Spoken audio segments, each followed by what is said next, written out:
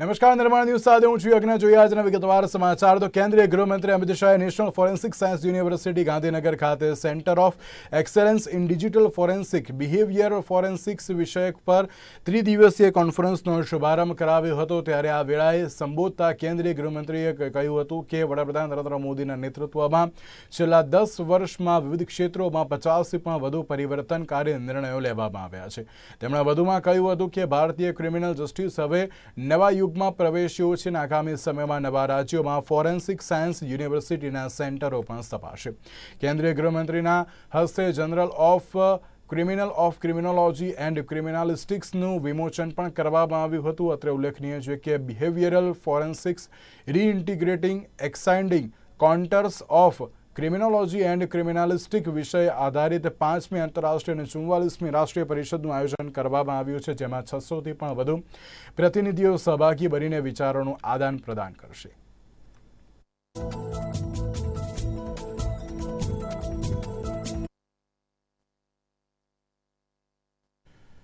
વિશ્વ પ્રસિદ્ધ યાત્રાધામ અંબાજી ખાતે બનાસકાંઠા જિલ્લાના પ્રભારી મંત્રી અને ઉદ્યોગ મંત્રી બળવંતસિંહ રાજપૂતે નિઃશુલ્ક અંબિકા અન્નક્ષેત્રનો બાલિકાઓના ભોજન પ્રસાદ પીરસીને શુભારંભ કરાવ્યો હતો. અને સાથે સાથે અંબિકા અન્નક્ષેત્ર ખાતે મંત્રીશ્રીએ પ્રથમ દિવસના ભોજનના દાતા બનીને બાલિકાઓ અને બટુકોને પોતાના હસ્તે ભોજન પીરસીના સેવાનો લાભ આપ્યો હતો. ત્યારે આ પ્રસંગે મંત્રી, કલેક્ટર અને પોલીસ અધિક્ષકે બાલિકાઓને તથા બટુકોને ભોજન પીરસીને તેમની સાથે પ્રેમપૂર્વક ભોજન લીધું હતું.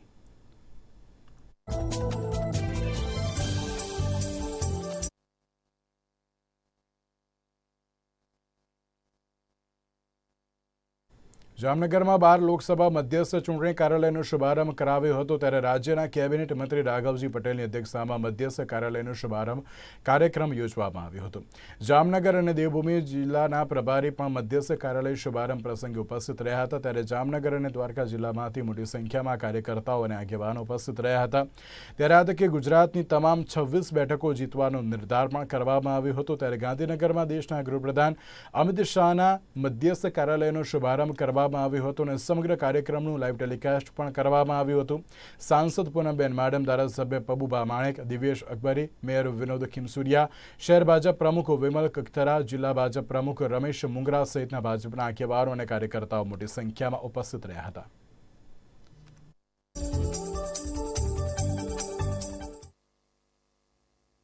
આપ સૌ જાણો છો મુજબ 2024ની લોકસભાની ચૂંટણીના જ્યારે પડઘમ વાગી રહ્યા હોય, નજીક આવી રહી હોય ચૂંટણી, ત્યારે ગુજરાતના પનોતા પુત્ર, દેશના યશસ્વી વડાપ્રધાન શ્રી નરેન્દ્રભાઈના નેતૃત્વમાં સતત ત્રીજી વખત જ્યારે ભારતીય જનતા પાર્ટીના એક કાર્યકર્તાઓ નાગરિકોને એની સાથે મજબૂતીથી જોડી અને ફરીથી એક વખત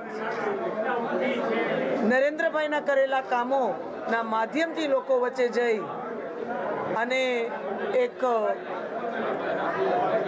સ્પષ્ટ બહુમત સાથે ફરીથી એક રેકોર્ડ માર્જિન સાથે બધા જ ભારતીય જનતા પાર્ટીના ઉમેદવારો એટલે કે કમળ ખીલી અને દિલ્હી પહોંચે એની માટે કટિબદ્ધ હોય, ત્યારે આજે 26 લોકસભા બેઠકમાં ગુજરાત રાજ્યમાં ભારતીય જનતા પાર્ટીના રાષ્ટ્રીય અધ્યક્ષ શ્રી જેપી નડ્ડા સાહેબની વિશેષ ઉપસ્થિતિમાં જેમના દ્વારા ગાંધીનગર ખાતે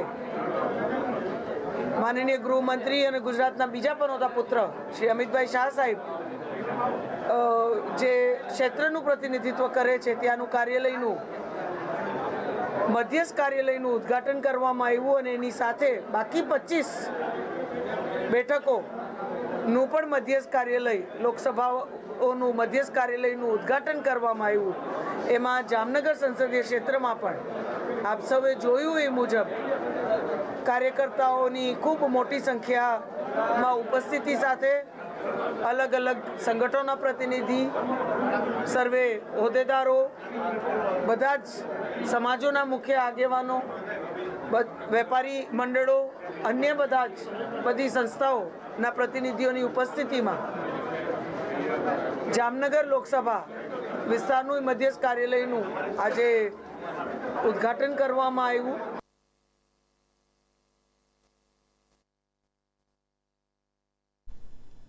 આગામી સમયમાં લોકસભાની ચૂંટણી અંતર્ગત ભારતીય જનતા પાર્ટીનું સાબરકાંઠા લોકસભા ક્ષેત્રનું મધ્યસ્થ કાર્યાલયનું ઉદ્ઘાટન પ્રદેશ મહામંત્રી રજની પટેલ, લોકસભાના ક્લસ્ટર તથા કિસાન મોરચાના રાષ્ટ્રીય મહામંત્રી બાબુભાઈ જેબલિયા, લોકસભાના પ્રભારી દુષ્યંત પંડ્યાના હસ્તે કરવામાં આવ્યું હતું.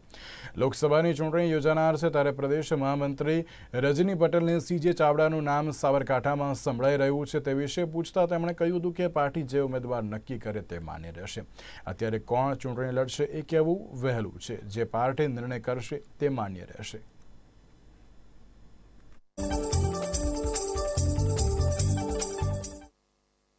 કાર્યાલયોના ઓપનિંગની સાથે આજે સાબરકાંઠા લોકસભા સીટના અહીંના કાર્યાલયનું પણ ઓપનિંગ એ અમે કરવાના છીએ. હમણાં થોડીક જ સમયમાં માનનીય નડ્ડા સાહેબનું, માનનીય પાટીલ સાહેબનું, માનનીય મુખ્યમંત્રીશ્રીનું માર્ગદર્શન અમને પ્રાપ્ત થશે અને એના પછી આ લોકસભાનું કાર્યાલય ખુલ્લું મૂકીને આવનારી ચૂંટણી પૂરી થાય ત્યાં સુધી આ કાર્યાલયના માધ્યમથી આગામી ચૂંટણી ખૂબ સારી રીતે જીતવા માટે કાર્યકર્તાઓ સંકલ્પિત થઈને કામ કરે એ પ્રકારની વ્યવસ્થાઓ અહીંથી. ભારતીય જનતા પાર્ટીમાં કાર્યકર્તા કામ કરતાં કરતાં આગળ વધતા હોય છે અને ચૂંટણીની વ્યવસ્થાઓમાં કોણ ચૂંટણી લડશે એની એક ચોક્કસ ચયનની પદ્ધતિ છે. આ પદ્ધતિ પ્રમાણે અમારી રાષ્ટ્રીય પાર્લામેન્ટરી બોર્ડ જે કોઈ ઉમેદવારનું નામ જાહેર કરશે એના માટે સૌ કાર્યકર્તાઓ કામ કરશે. એટલે અત્યારે કોઈ કોણ ચૂંટણી લડશે એવું કહેવું એ ખૂબ વહેલું છે. એ ભારતીય જનતા પાર્ટીનું અમારું જે પાર્લામેન્ટરી બોર્ડ છે.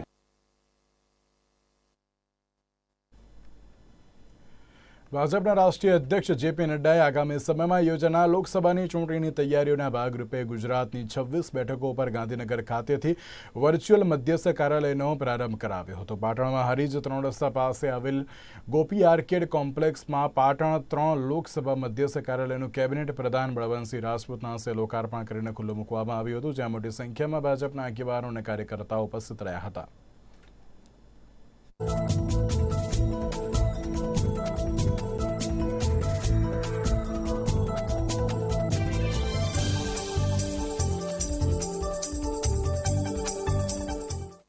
સૌથી મોટી પાર્ટી ભારતીય જનતા પાર્ટી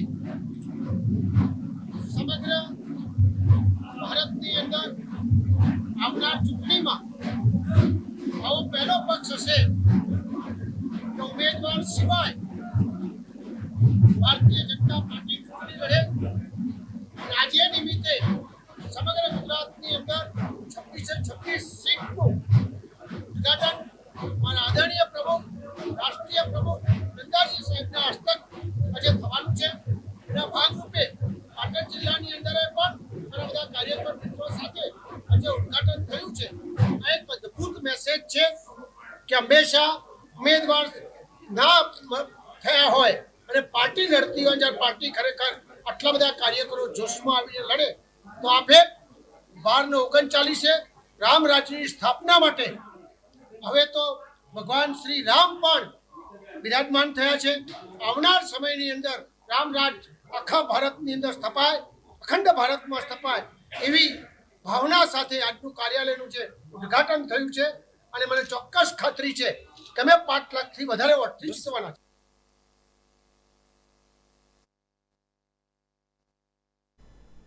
શ્રી દિગંબર જૈન સ્વાધ્યાય મંદિર ટ્રસ્ટ સોનગઢ દ્વારા શ્રી આદિનાથ દિગંબર જીનબિંબ પંચ કલ્યાણક પ્રતિષ્ઠા મહોત્સવનું તારીખ 19 થી 26 સુધી આયોજન કરવામાં આવેલ છે, જેમાં મહોત્સવમાં 5મા દિવસે દેશના ગૃહમંત્રી અમિત શાહ ખાસ હાજરી આપવા માટે ઉપસ્થિત રહ્યા હતા, જ્યારે તેની સાથે કેન્દ્રીય મંત્રી મનસુખ માંડવિયા અને રાજ્ય ગૃહમંત્રી હર્ષ સંઘવી પણ હાજર રહ્યા હતા. ત્યારે આ મહોત્સવમાં ઉપસ્થિત ગૃહમંત્રીનું જૈન સમાજ દ્વારા અદકેરું સ્વાગત કરવામાં આવ્યું હતું, જ્યારે આ તકે અમિત શાહે કહ્યું હતું કે આ કાનાજી સ્વામીની તપોભૂમિ છે કે જ્યાં માત્ર જૈન જ નહીં પરંતુ અનેક જૈનેતરના કલ્યાણ થયા છે.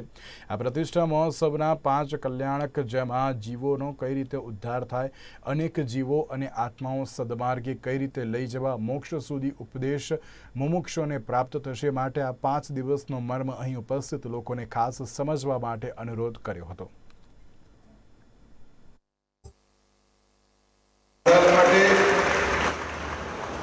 ખૂબ આનંદનો વિષય છે કે પવિત્ર સોનગઢ ધામમાં જ્યાં કાનજી સ્વામીએ ના કેવલ જૈન અનેક જૈનેતર લોકોના જીવનની અંદર કલ્યાણનો રસ્તો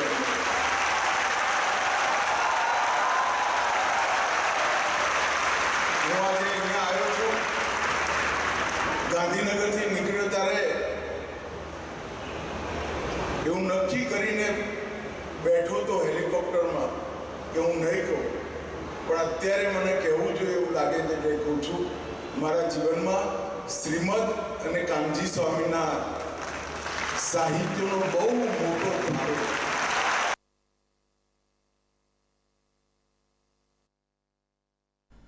ગુજરાતના તમામ 26 લોકસભા વિસ્તારોમાં લોકસભા ચૂંટણી મધ્યસ્થ કાર્યાલયનો પ્રારંભ કરવામાં આવ્યો છે. ગાંધીનગર ખાતેથી રાષ્ટ્રીય અધ્યક્ષ જેપી નડ્ડાએ લોકસભા મધ્યસ્થ કાર્યાલયનું ઉદ્ઘાટન કર્યું હતું અને વર્ચ્યુઅલ તમામ લોકસભા ચૂંટણી મધ્યસ્થ કાર્યાલયના ઉદ્ઘાટનમાં જોડાયા હતા. ભાવનગર લોકસભા ચૂંટણી મધ્યસ્થ કાર્યાલયના ઉદ્ઘાટન અવસરે કેન્દ્રીય મંત્રી મનસુખ માંડવિયા, પૂર્વ મંત્રી ભૂપેન્દ્રસિંહ ચુડાસમા, સાંસદ ભારતીબેન શિયાળ, શહેર અને જિલ્લાના ભાજપના ધારાસભ્યો, શહેર અને જિલ્લા ભાજપના પ્રમુખ સાથે સંગઠનના હોદ્દેદારો અને કાર્યકર્તાઓ મોટી સંખ્યામાં હાજર રહ્યા હતા.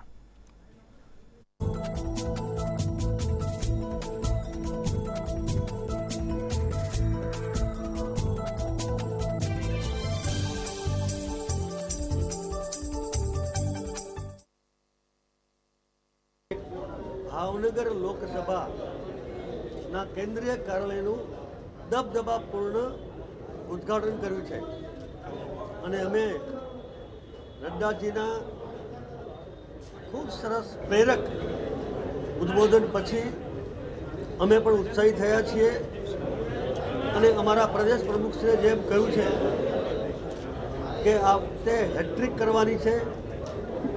14માં 26, 19માં 26 અને હવે 24માં 26 તો ખરું જ, પરંતુ પ્રત્યેક બેઠક અમે 5 લાખ કરતાં વધારે માર્જિનથી અમે જીતવાના છીએ.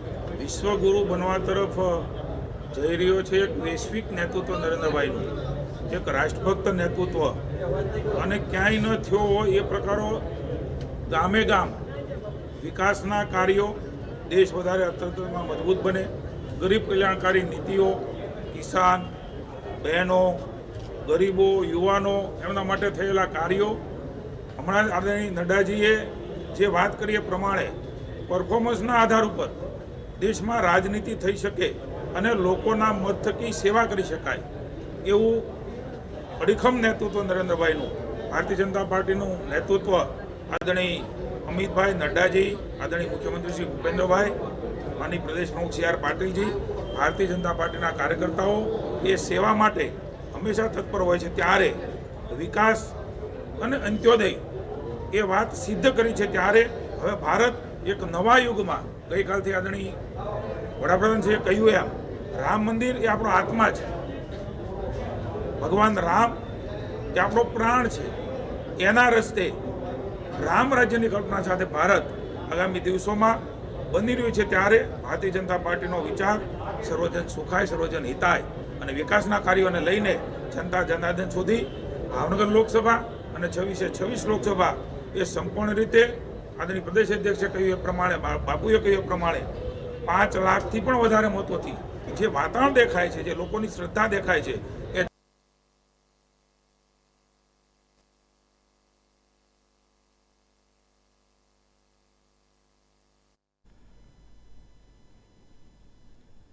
અમદાવાદના શાહીબાગ વિસ્તારમાં આવેલી પીએમ શ્રી કેન્દ્રીય વિદ્યાલય નંબર 1માં વીરતા દિવસ અને ચિત્ર સ્પર્ધાનું આયોજન કરવામાં આવ્યું હતું.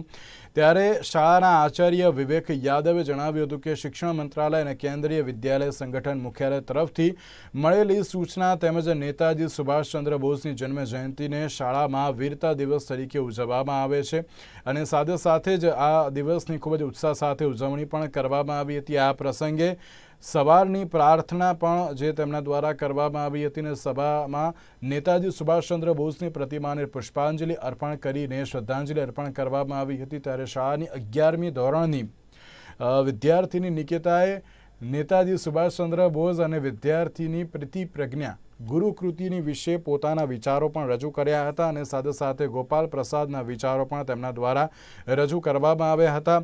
વ્યાસ દ્વારા લખાયેલી નેતાજી સુભાષચંદ્ર બોઝની ભાવનાત્મક કવિતા વાંચો. આ પ્રસંગે શાળામાં સ્લોગન લેખન સ્પર્ધાનું પણ આયોજન કરવામાં આવ્યું હતું.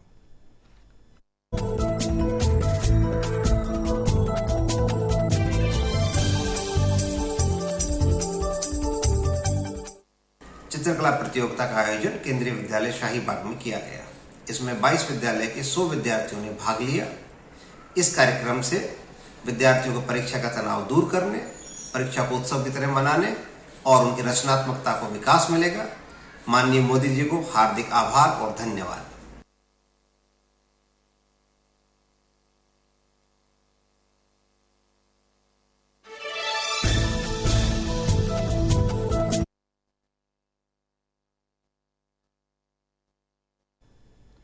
અમદાવાદના નવરંગપુરા પાસે આવેલા સ્વસ્તિક ચાર રસ્તા પાસે અકસ્માતની ઘટના બનવા પામી હતી. અનિરુદ્ધસિંહ વાઘેલા નામના પોલીસ જવાન અકસ્માત સર્જતા સ્થળ ઉપર લોકોના ટોળે ટોળા વળી ગયા હતા. ત્યારે અકસ્માત સર્જનાર પોલીસ અને સાથે જ જે અકસ્માતની કારની તપાસ પણ કરતા ઇંગ્લિશ દારૂની ખાલી બોટલ મળી આવી હતી, જેને લઈને બી ડિવિઝન ટ્રાફિક પોલીસે પોલીસ જવાનની ધરપકડ કરીને વધુ તપાસ હાથ ધરી હતી.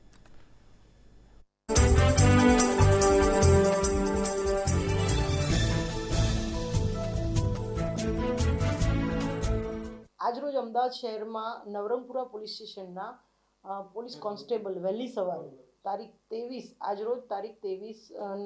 વહેલી સવારે પૂર ઝડપે ગાડી ચલાવી અને એક્સિડન્ટ કર્યો હતો. અકસ્માત દરમિયાન બંને ફોર વ્હીલ અથડાઈ હતી.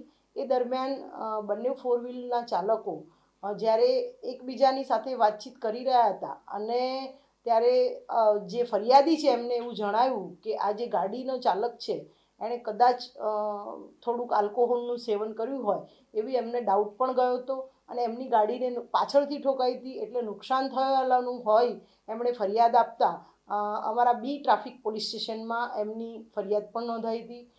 એમની ગાડીમાંથી દારૂની ખાલી બોટલ પણ કબજે કરવામાં આવી છે. અમે જે પોલીસ તપાસ છે એ દરમિયાન સીસીટીવી કેમેરા અમે ચેક કરી રહ્યા છીએ.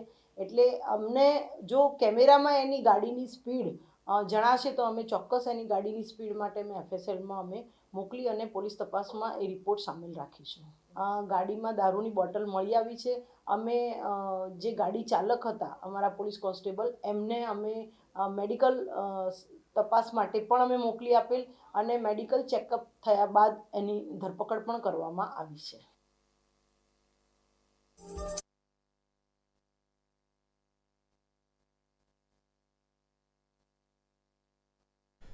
શિલ્પ સ્થાપત્ય અને સંગીતના સમન્વય એટલે કે મોઢેરા સૂર્ય મંદિરના સાનિધ્યમાં ઉજવાતો ઉત્તરાર્ધ મહોત્સવ.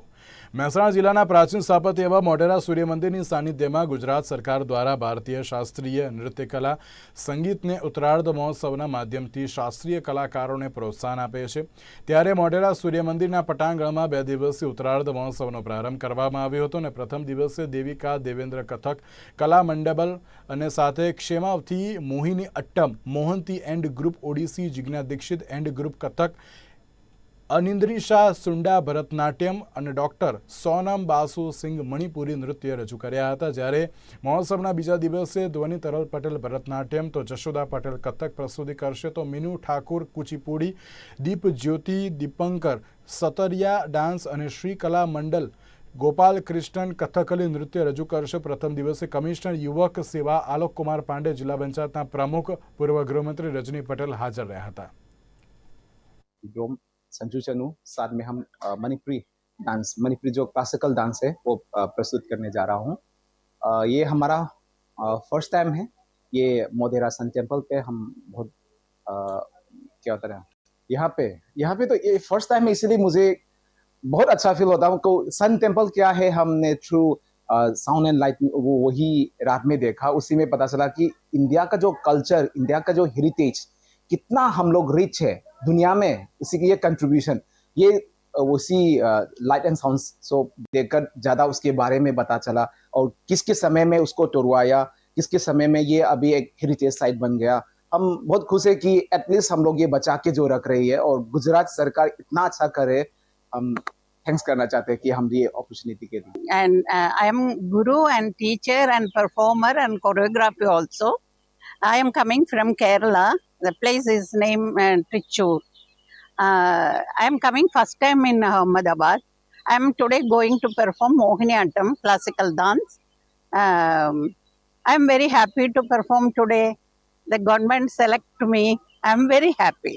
60 years I am living in the dance field, but first time call in Ahmedabad. I don't know why. Before I never get chance. I don't know that, but I am very happy now. આપણે સૌને ખબર છે કે મોઢેરા ખાતે દર વર્ષે આ જાન્યુઆરી મહિનામાં ઉત્તરાયણ પછી ઉત્તરાયણ મહોત્સવનું ભવ્ય ઉજવણી દર વર્ષે ગુજરાત સરકાર દ્વારા કરવામાં આવી રહી છે.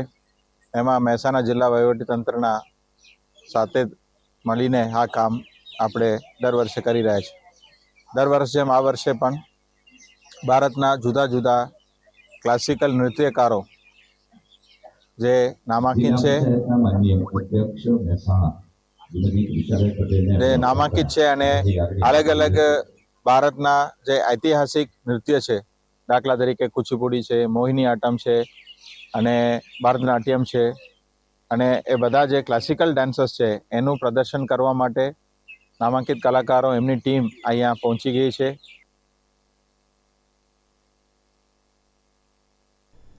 અમદાવાદ મહાનગરપાલિકા દાણાપીઠ ખાતે કોંગ્રેસના વિપક્ષના નેતા કોંગ્રેસના કોર્પોરેટર દ્વારા ગુરુવારે વિવિધ કામોને લઈને વિરોધ પ્રદર્શન કરવામાં આવ્યું હતું, જેમાં સ્ટેન્ડિંગ કમિટી રૂમમાં વિવિધ પોસ્ટરો પણ લગાડવામાં આવ્યા હતા, જેને લઈને સત્તાધીશ પક્ષ દ્વારા કારંજ પોલીસ સ્ટેશન ખાતે FIR દાખલ કરવામાં આવી હતી, જેના જવાબ લખાવવા માટે કારંજ પોલીસ સ્ટેશન ખાતે વિપક્ષના નેતા ઉપરાંત ધારાસભ્ય ઇમરાન ખેડાવાલા સહિત કાર્યકર્તાઓ પણ રેલી સ્વરૂપે પહોંચ્યા હતા.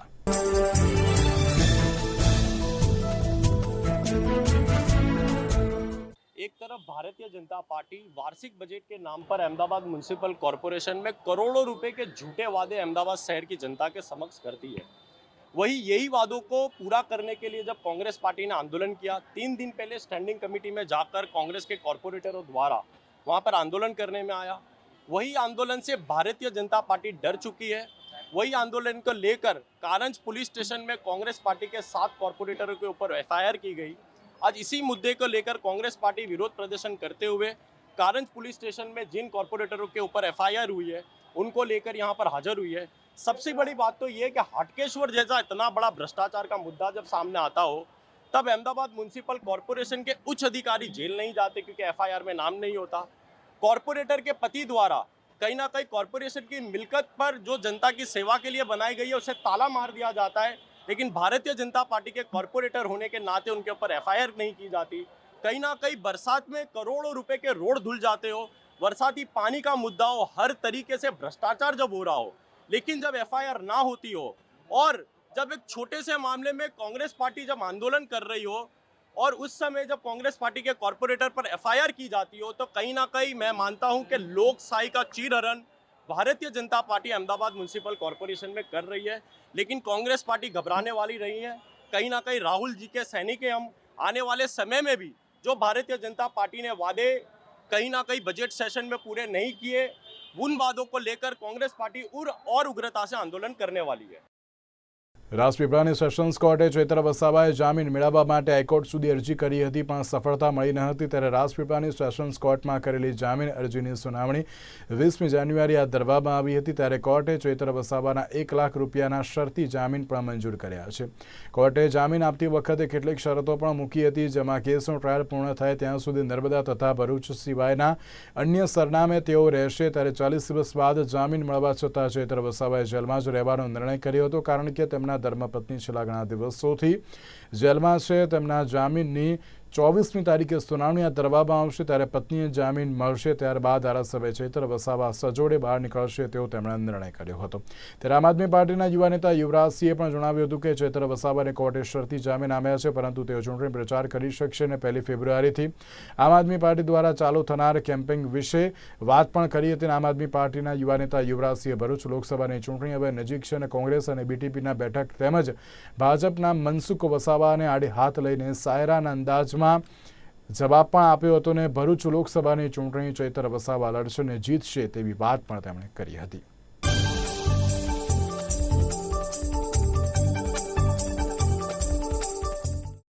આદરણીય ચૈતરભાઈ વસાવાનો જે નિર્ણય છે કે સજોડે બહાર આવવા માગી રહ્યા છે, ત્યારે 24 તારીખના રોજ સુપ્રીમ કોર્ટની અંદર આદરણીય શંકુતલાબેન ચૈતરભાઈ વસાવાની જે જામીન અરજી મૂકવામાં આવેલી હતી તેની સુનાવણી છે. એટલે 24 તારીખે અમને આશાવાદ છે કે એમની જે જામીન અરજી છે એમાં પણ એમના જામીન મંજૂર કરવામાં આવશે અને એ સજોડે બહાર આવશે. એટલે એનો જે નિર્ણય છે, એટલે કે આદરણીય ચૈતરભાઈ વસાવાનો જે નિર્ણય છે જે અમારા સુધી પહોંચ્યો છે એને અમે આવકારીએ છીએ. ખાસ કરીને ન્યાયતંત્ર દ્વારા જે જામીન અરજી મંજૂર કરવામાં આવી અને જામીન અરજીની અંદર જે બાબતોનો ઉલ્લેખ કરવામાં આવ્યો છે જેમાં ઇન્ટરપ્રિટેશન જોવા જઈએ તો ઇન્ટરપ્રિટેશન એટલે અર્થઘટન એવું છે કે તે નર્મદા અને ભરૂચમાં પોતાનું રેસિડેન્શિયલ એ નહીં રાખી શકે. ભરૂચ અને જે નર્મદા છે તેની અંદર અવર જવર કરી શકશે, એટલે પોતાનું જે સ્થાન રહેઠાણ છે એ નહીં રાખી શકે અને ત્યાં પ્રચાર પ્રસાર પણ કરી શકશે. અને 1 તારીખથી આદરણીય ચૈતરભાઈ વસાવાનું ઘર ઘર ચેતર હર ઘર ચેતર એ જે કેમ્પેનિંગ છે એ સ્ટાર્ટ કરી રહ્યા છીએ અમે લોકો. અને આ જે કેમ્પેનિંગ છે એ કેમ્પેનિંગ આદરણીય ચૈતરભાઈ વસાવાએ જે ડેડિયાપાડા વિધાનસભામાં રહી જે કાર્યો કર્યા છે, જે સમાજના હક અધિકારો ન્યાય આપવા માટે જે પ્રયત્નો કર્યા છે અને હક અધિકારો અપાવ્યા છે તે આખો ટ્રેક રેકોર્ડ અને તેની સાથે સાથે જે ભરૂચ લોકસભાના જે પ્રાણ પ્રશ્નો છે જેની ઉપર અત્યાર સુધી રાજનીતિ જ કરવામાં આવી છે, એક પણ પ્રશ્નોનું સમાધાન કરવામાં નથી આવ્યું, તે તમામ પ્રાણ પ્રશ્નો જે છે જે ભરૂચ લોકસભાના વિસ્તારના છે એ તમામ ભરૂચ લોકસભા વિસ્તારના પ્રાણ પ્રશ્નોને પણ અમે આગળના દિવસોમાં ઉઠાવવાના છીએ. ભરૂચ લોકસભાના તમામ ગામડે ગામડે ઘરે ઘરે જઈ અને ચૈતરભાઈ વસાવાના પ્રચાર પ્રસાર અમે પણ કરવાના છે અને આદરણીય ચૈતરભાઈ વસાવા પણ અમારી સાથે ઉપસ્થિત રહેશે. હંમેશા જે અલગ અલગ પાર્ટીઓ છે એ ભરૂચમાં ભાગલા પાડોને રાજ કરવાની નીતિ એ અપનાવી રહી છે. આદિવાસીને સમૃદ્ધ કરવાના બહાને એને શોષણ કરવાનું કાર્ય એ છેલ્લા 75 વર્ષમાં થયું છે અને આ 75 વર્ષથી આદિવાસી સમાજનો કોઈ પણ સુધાર કહી શકાય કે અધર લાવવાના પ્રયત્નો થયા જ નથી. અત્યારના જે લોકસભાના સાંસદશ્રી છે, જે સાંસદશ્રીએ જે આદિવાસી સમાજ હોય એ આદિવાસી સમાજના જે પ્રાણ પ્રશ્નો હોય એ પ્રાણ પ્રશ્નોને વાચા આપવાનું કામ કરવું જોઈએ. એમાં પણ એ નિષ્ફળ રહ્યા છે. પોતાના મનસુબાઓ ચલાવે છે એ મનસુખભાઈથી અત્યારે આદિવાસી સમાજ ઘણો બધો નારાજ છે અને ચૈતરભાઈ વસાવાને જે રીતે અત્યારે એ ચાહી રહ્યો છે, એમના જે પ્રયત્નો છે, એમના જે સંઘર્ષ છે એ તમામ આદિવાસી સમાજ પણ જોઈ રહ્યો છે અને આ વખતે ભરૂચ લોકસભા એ પરિવર્તન ઈચ્છી રહી છે. જે ભારતીય જનતા પાર્ટી અત્યારે સોનેરા સપનાઓ જોઈ રહી છે અને જે સોનાની થાળીની વાત કરી રહી છે તો ચોક્કસપણે અમે પણ કહીએ છીએ કે આ સોનાની થાળી એટલે કે 26+26ની જે વાત કરી રહ્યા છે એ સોનાની થાળીમાં આદરણીય ચૈતરભાઈ વસાવા એ લોખંડના ખીલ્લાની જેમ એક ભરૂચ લોકસભાની જે સીટ છે એમાં એક ખીલ્લો ધરબી દેવાના છે. જેને જે પણ ગઠબંધનો કરવા હોય, જેને જે પણ બંધ બારણે મિટિંગો કરવી હોય એ કરી શકે છે. ચોક્કસપણે અમે માનીએ છીએ કે બાકર બચ્ચા લાખે બેચારા, સિંહણ બચ્ચો એક અને એકે હજારા અને એકે હજારા જેવો અમારો આદરણીય ચૈતરભાઈ વસાવા છે અને સિંહની જેમ 156+5 જેની પાસે સત્તા પક્ષ પાસે સીટો છે છતાં પણ એની સામે એ દમખમથી લડી રહ્યો છે. ત્યારે તમામ જે સામાન્ય નાગરિકો છે એ બધું જ જોઈ રહ્યા છે અને આ બધાના માપદંડોના આધારે જે લોકચાના દિવસે ને દિવસે વધી રહી છે ત્યારે ભારતીય જનતા પાર્ટીના પેટમાં તેલ રેડાઈ રહ્યું છે. ત્યારે એન કેન પ્રકારે રાજકીય કિન્નાખોરી રાખી, દાવાદાવો કરી, ષડયંત્રો કરી અને ફસાવાના જે પ્રયત્નો થઈ રહ્યા છે, જેને લોભ લાલચ આપી અને ભારતીય જનતા પાર્ટીમાં સામેલ કરવાના જે પ્રયત્નો થઈ રહ્યા છે તેમાં આદરણીય ચૈતરભાઈ વસાવા એ દમખમથી લડી રહ્યા છે અને ચૈતરભાઈ વસાવા એ ભાજપ સામે ચૂંટણી લડશે એવો અમને સંપૂર્ણ વિશ્વાસ છે. અત્યાર સુધીના સમાચાર, વધુ સમાચાર માટે આપ જોતા રહો નિર્માણ ન્યૂઝ. નમસ્કાર.